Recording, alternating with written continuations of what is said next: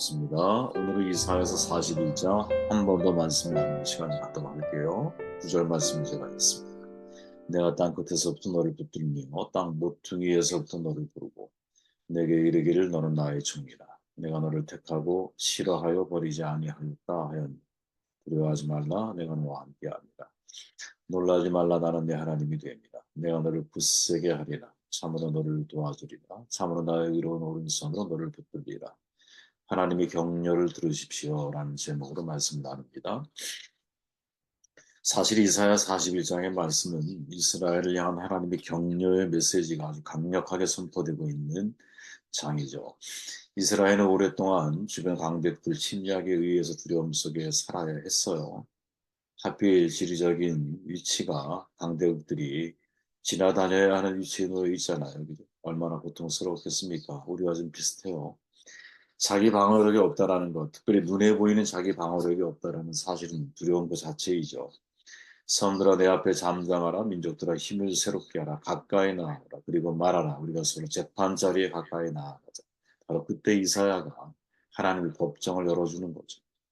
그리고 주변 국도를 소환시킵니다. 그리고 하나님의 주권과 섭리를 선포하죠. 2절 누가 동방에서 사람을 일깨워 공의로 그를 불러 자기 발 앞에 이르게 하였느냐. 열국을 그의 앞에 넘겨주며 그가 왕들을 다스리게 하되. 이 동방에서 사람을 일깨워 이 주인공이 바로 페르시아의 고레스 왕을 가리킨다 라고 신학자들이 이야기하죠. 거대 제국의 왕을 일으키고 통치하는 분이 누구냐? 바로 하나님이라는 사실을 선포합니다. 작은 국가잖아요, 이스라엘. 근데 그 여호와, 그 안에 있는 여호와라고 하는 신이 온 세상의 통치자라고 이사야가 선포하고 있는 거죠. 주변 국들은 받아들이기 어려운 충격이겠지만 이 말씀을 신뢰한다면 이스라엘 사람들에게는 엄청난 위로이자 격려가 되는 말씀이겠죠. 이사야는 또 선포합니다. 8절 그러나 나의 종도 이스라엘아 내가 택한 야곱아 나의 벗 아브라함의 자손아 내가 땅 끝에서부터 너를 붙들며 땅 모퉁이에서부터 너를 부르고 내게 이르기를 너는 나의 종이라 내가 너를 택하고 싫어하여 버리지 아니하였다 하였노라. 이스라엘은 하나님의 종이자 하나님께 택한 친구라고 선포합니다. 자꾸 초라한 이스라엘을 선택하셔서 그들을 싫어하여 버리지 않는 분 무슨 말입니까? 이들이 배신할 것을 알고 있죠.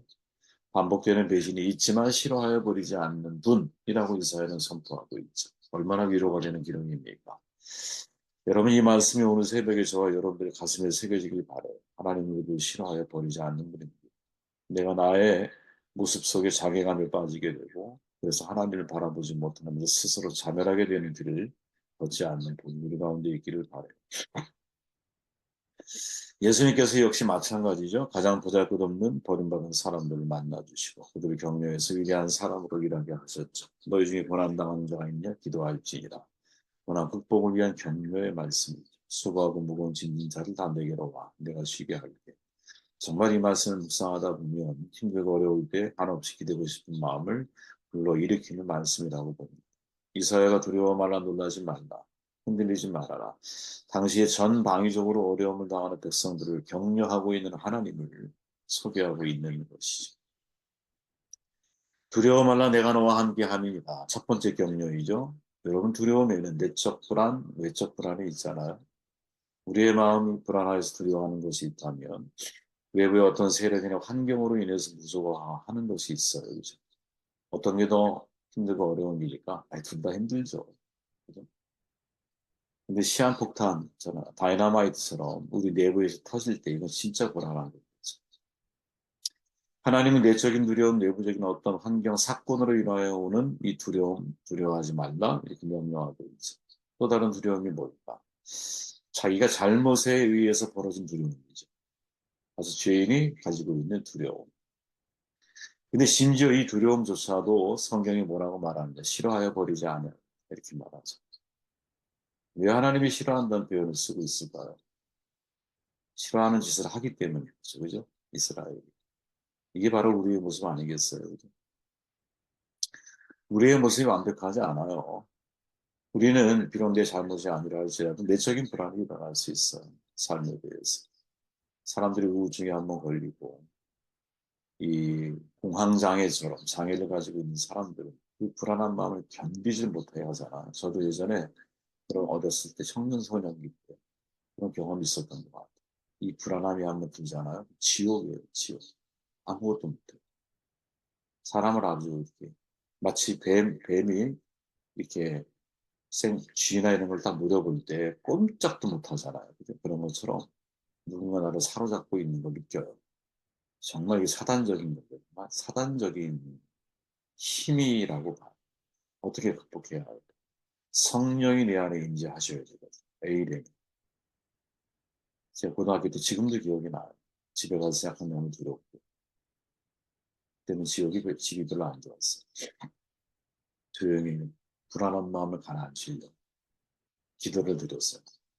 자이러스가 하나님, 제가 지금 지옥 같은 마음, 제 마음을 진정시켜 주십시오.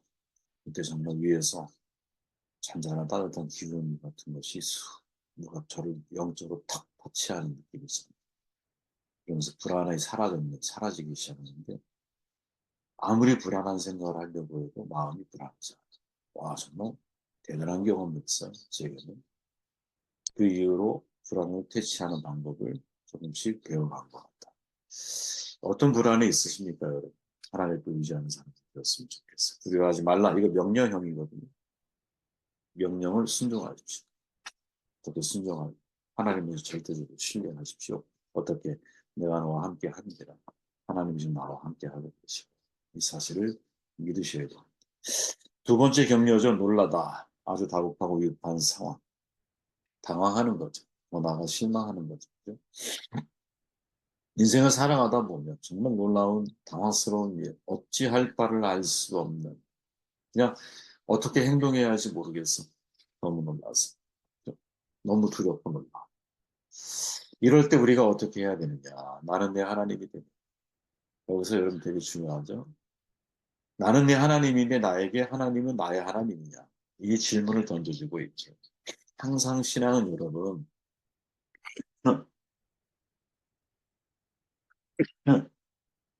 항상 신앙은 군중신앙에서 벗어나야 한다고 저는 말씀드리죠. 기생신앙은 숙주가 사라지면 죽습니다.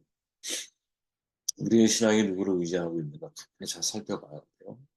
전에는 부모를 의지했다면 또 지금은 내가 아내와 남편을 의지하고 있다면 여러분 빨리 독립하셔야 되죠. 그죠? 내 신앙으로 살 도마의 위대함 제일 마지막 장면에 나오는 거죠. 어, 부활하신 주님을 만난 이후에 손가락을 넣는지는 모르겠지만 그 이후에 도마의 고백이 뭐냐. 나의 주 나의 하나님이지. 나의 하나님이 되어야 합니다. 우리가 기도할 때는 우리의 하나님을 고백은 하지만 우리가 혼자 인생을 살아갈 때는 나의 하나님을 고백해야 합니다. 당신은 나의 하나님이십니다. 내 인생에 하나님의 계획을 볼 수 있는 눈을 열어 주옵소서. 고백해야 돼. 내가 경험한 하나님이 있어야 된다. 왜? 내 인생은 인생의 코스가 다 다른데 어떻게 다른 사람과 나의 인생을 비교할 수 있겠어요? 길의 가치와 의미가 다른 거예요. 나는 나로서의 소중한 가치가 있는 거예요. 나의 스토리 속에 히스 스토리, 하나님의 이야기가 담겨 있어야 되는 것이죠. 다윗이 걸어간 길과 바울이 걸어간 길은 다르잖아. 그러나 각자가 자신의 인생을 통해 만난 하나님을 고백하는 거 아니겠어요? 우리는 이런 나는 너의 하나님이니까 너는 나는 너에게 어떤 존재야? 이렇게 묻고 계시는 거죠. 이 질문에 내가 어떤 답을 하고 있느냐. 세 번째 격려이죠. 내가 너를 굳세게 하리라. 히브리어로 담대하게 만들고 아주 강하게 한다. 이런 뜻이거든요. 여러분 학개서에 보면 한 절에 세 번 반복되는 표현이 있어요. 그러나 여호와 이름으로 수르바벨아 스스로 굳건하게 할지어다. 여호사닥이 아들 대제사장 여호수아야 스스로 굳세게 할지어다. 여호와의 말이니라. 이 땅의 모든 백성아 스스로 굳세게 하여 일할지어다. 내가 너희와 함께하리라. 만군의 여호와의 말이니라. 수르바벨 즉 지금 포로기 때 귀환하고 있는 우리에게는 지도자 아닙니까? 지도자들을 향해서 뭐라고 말해요? 스스로 굳게 할지어다. 어제 제가 말씀드렸지만 때로 우리는 여러분 스스로 자신에게 용기를 줘야 할 때가 있는 이거 여러분 되게 중요한 회복 탄력성이에요. 회복 탄력성. 회복 탄력성이 낮은 사람은 조그만 어려움이 나에게 찾아왔을 때 주저앉아 버려요. 다시 재기불능. 인생을 살다 보면 캠프형이라는 게 있다 그러잖아요. 산이 있을 때 그 앞에 텐트를 치고 아무것도 안 해. 아무것도 안 하면 아무 일도 안 벌어지는 거야. 그죠? 우리는 계속 움직여야 된다고 보거든요. 몸을 움직이란 말이 아니라 계속 생각을 움직이고, 우리의 비전을 움직이고, 그죠? 오늘과 다른 내일을 생각을 하고 항상, 그리고 어떤 절체절명의 상황 속에서도 하나님이 계시면 소망이 싹씩 피어날 수 있다는 사실을 믿고, 우리의 마음을 단단하게 해야 됩니다. 늘 말씀드리지만, 성경의 메시지가 보편적인 일반 계시야. 근데 이게 나에게 특별한 계시가 되기를 원한다면 그 말씀을 내가 수용하고 나에게 적용을 해야 돼. 내게 적용을 해야 돼. 야, 스스로 굳세게 할지어다. 이 말씀을 우리 자신에게 적용해야 되는. 어제 드린 말씀처럼 하나님이 나에게 주시는 위로도 있지만 우리가 타인을 위해서 내가 타인을 돕는 마음을 갖고 모두를 내가 생각하는 마음이 있다면 진짜 우리 안에 용기가 더 크게 생길 수 있는 것 같아요. 다윗이 그런 모습을 보여주고 있고 바울이 그런 모습을 보여주고 있죠. 네 번째 경륜이죠. 하나님의 나를 도와주. 참으로 너를 도와주리라. 이거만큼 위로가 되는 게 없죠. 도의사 뜻이 뭡니까? 돕는 분이잖아. 내가 영원히 너와 함께 할 거야. 이 말을 다 합쳐보면 어떻게 돼요? 내가 영원히 너를 돕는 존재로 너를 평생에 내가 함께 할 거야. 이렇게 말씀하시는 거죠. 이 말씀이 과연 우리에게 어떻게 받아들여지고 있는가?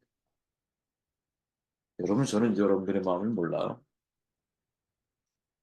하지만 여러분들의 마음을 아시는 것은 하나님이시겠죠. 이 이사야 41장 10절에 있는 말씀은 제 인생의 가장 큰 어려운 순간 때 머리를 스쳐가는 말씀들이었고 그때 저는 항상 분기점에 서게 됐었어요. 이 말씀을 붙들고 다시 용기를 내는 아니면 그냥 자포자기하는. 저는 하나님이 제게 정말 은혜를 주셔서 다시 용기를 내었던 것 같아요. 다시 용기를 내서 내가 어떻게 살아야 할. 그래, 지금은 안 웃기지. 하지만 곧 이것도 지나가리라. 왜 불행한 인생은 나에게만 아냐? 이 세상을 좀 더 넓게 보니까 세상에 태어날 때부터 구하러 태어난 사람이 1억 6천만 명. 어마어마. 해체된 가족은 5억 명이 되는 거죠. 어마어마한 수치거든요. 산골 마을에 가봤더니 태어나서 버려진 아이들. 삼시세끼 노란, 아니, 초록색 죽을 먹으며 살아가는 아이들을 바라보면서 야, 같은 시대, 지금 이 시간 같은 시기에 지구 반대편에서는 그러한 삶을 살아가는 아이들이 경제적인 어려움을 겪을 때, 내가 정말 굉장히 어려운 건가? 하루에 1달러를 가지고 살아가는, 1달러 미만의 삶을 살아가는 친구들이 세상에 얼마나 많습니까? 과연 그렇다면 내가 하나님 앞에 하고 있는 하소연이, 이게 정말 하나님 앞에 이게 올바른 기도일까? 라는 생각을 하게 되죠. 그러니까 우리의 시각을 지구촌이라고 하는 내가 확대해 놓고 보면 지금 우리가 드리는 기도가 얼마나 이렇게 하나님이 보실 때, 야, 이 목사, 저 지구 반대편에 있는 쟤를 봐. 너가 그런 기도 드리는 게 옳은 거니? 그런 마음을 먹는 것이 옳은 거니? 배상견 교수죠. 카이스트 제가 99대 1이라고 하는 숫자를 써놓고 강의를 시작하잖아요. 그러면서 1이 뭐냐? 전 세계를 100명으로 놓고 보았을 때 2년제 대학 이상을 갈 수 있는 조건을 갖추고 있는 사람들이 숫자가 1이다. 그러면 말하기를 우리 한국 사람은 태어날 때부터 특권 의식을 가질 수밖에 없는 사람입니다. 세계를 놓고. 맞죠, 여러분? 이게 틀린 말입니까? 분명한 맞는 말이죠. 그런데 우리는 희망을 잃고 조금만 어려우면 좌절을 용기 내셔야 됩니다. 하나님의 격려를 드셔야 됩니다. 하나님의 격려를 들으셔야 됩니다. 하나님은 끊임없이 우리에게 격려를 하시는 분이시거든요. 나머지는 여러분 읽어보시면 될 것 같고요. 밑에. 하나님은 끊임없이 우리에게 격려를 하시는데 우리는 어, 그 하나님의 격려의 소리를 듣기보다 내 환경의 소리를 들으려고 내 환경의 소리.